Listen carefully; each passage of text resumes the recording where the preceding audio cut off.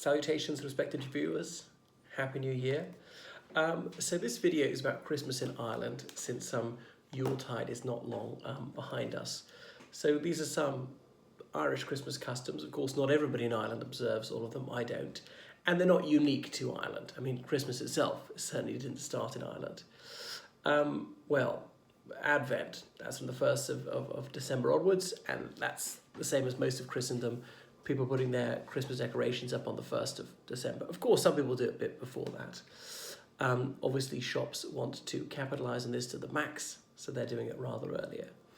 And having Advent calendars up, turning back a window on your calendar each day up to and including Christmas Day to reveal just a picture, or more likely chocolate, which you then take out and munch. Of course, some children take them all out straight away and eat them immediately. Anyway, 24th of December, Christmas Eve, having midnight mass. Of course, remember, Ireland's a Catholic country. Of those who have any religious denomination, about 80% of us are nominally Catholic. Obviously, in the Republic of Ireland, it's even higher than that. And yes, it really will be a mass with bread and wine, and it really will be towards midnight. And there's the crib there, of course, at the church, but baby Jesus is not put there until Christmas Day, for obvious reasons. So a lot of people will be going to the pub and so on. The priest in his homily may well say, don't overdo it on the drinking. Drink insofar as it brings happiness, and stop before it brings grief and acrimony. So then people going home. Now, some people used to leave things out for Santa Claus, like a dram of whiskey and some Christmas cake to eat, which is sort of a fruit cake with this marzipan icing, or perhaps even water and things like carrots for his reindeer to eat, to really convince the children that Santa Claus is coming. People sometimes call him Santy. So Christmas Day is the day to open presents, right? It's not Christmas Eve.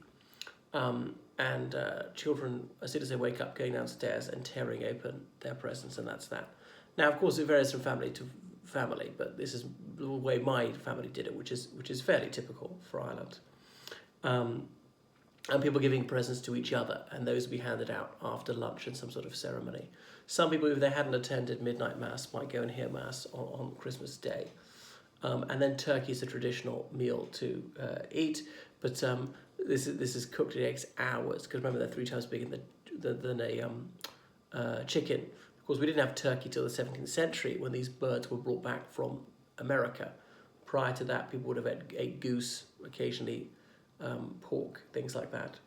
And there's a bit of it, we call the Pope's nose. Apparently the English call it the parson's nose.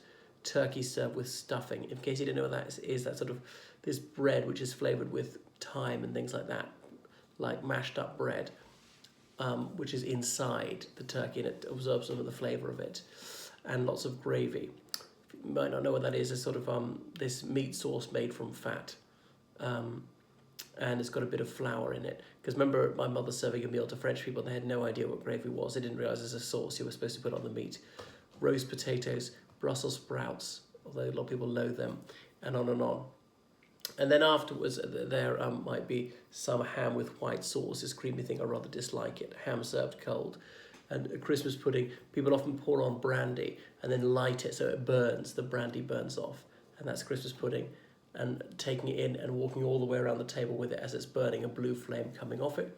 People often do that, wearing their glad rags for Christmas dinner in the evening. But anyway, so many people cooking the turkey for so many hours, sometimes the electricity or whatever fails, or we've got power outs. Moreover, there are these Atlantic storms which will be raging ferociously.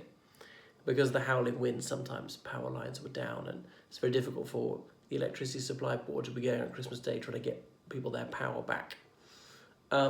Anyway, some families say no television on Christmas Day. Often they're playing classic films, things like that, bit of Christmas music. So 26th of December in Ireland is known as St. Stephen's Day. It's known as Boxing Day in Great Britain, because, well, obviously it's the day of the Martyr Stephen. And I think throughout the Christian world it was known as that, until the mid-19th century, when Queen Victoria started giving presents in boxes to her family. Boxing Day has nothing to do, not family, sorry, her servants. Boxing Day has nothing to do with the sport of boxing. But anyway, we still stick to the saint's name in Ireland. Obviously, that's a public holiday as well. And there's loads of cold turkey left over to eat. People are sick of looking at it. Turn it into turkey soup, turkey sandwiches after a while. And lots of this salted pork with these cloves and so on, which I quite dislike eating. And the Wren boys will come around. Right, so there's this ancient Irish legend of a competition between the birds to see who'd be the king of all feathered beasts. And they were going to decide who'd be king of the birds, according to which one of our feathered friends could fly the highest. So the eagle may not have the most glorious plumage, but he could fly the highest. They all flew as high as they could get, and the eagle got as high as he could possibly get above all other birds, and the eagle was finally exhausted and declared, "I've won! I'm higher than everybody else," and he turned to go down. But what he didn't know is the wren had been hiding in his back. The wren was so tiny the eagle didn't feel him, and the wren then jumped off the eagle's back and flew up another little bit and said, "No, I've won." So the wren is the king of all birds. And the song about that is the wren, the king of all birds. And so it goes on. So the Wren boys are young men who dress up in strange costumes, various different colours, dark colours, bright colours, even with feathers sometimes, a bit like a bird. Then sometimes a bit of mummery, as in a man dressing up as a woman, and going around and singing like that at people's houses, and then soliciting donations for charity. And often they'd be invited in for a drink and a snack and things like that, and going around and having a good time. It's a season of goodwill. We show hospitality to people. So that's what the Wren boys are about. And they're only active on St. Stephen's Day. So and so it goes on. Obviously, we celebrate New Year's Eve, 31st of December, and a party at midnight. People staying up for the bells, hearing the chimes, and that when midnight comes, that's a new year. People singing Auld Lang Syne. You know, that's Scots poem by Robert Burns, some 18th century song. So plenty of New Year's parties where people are often dressed up in their finery, or sometimes people celebrating on the street, things like that. So pubs open late. A pub, in case you don't know, is a public house. It's a bar, as people would say in the United States. All right, so the New Year's Day is a public holiday. Supposing New Year's Day should happen to fall upon a Saturday or a Sunday, then the next day is a public holiday, the 2nd of January or the 3rd of January, as it may be. And then children go back to school pretty soon afterwards, often the first Monday of January or the first weekday of January. So 6th of January, that is Women's Christmas. Really in the Christian calendar, it's the Feast of the Epiphany. That's when the 3 wise men are supposed to have visited the infant Jesus, the Magi. So Women's Christmas is a day when men are supposed to do all the work in the house, cooking, cleaning, all the rest of it, and women can just relax and celebrate. Or sometimes they go out and socialise, go to a restaurant or go to a pub and socialise in an all-female gathering, not observed in all families.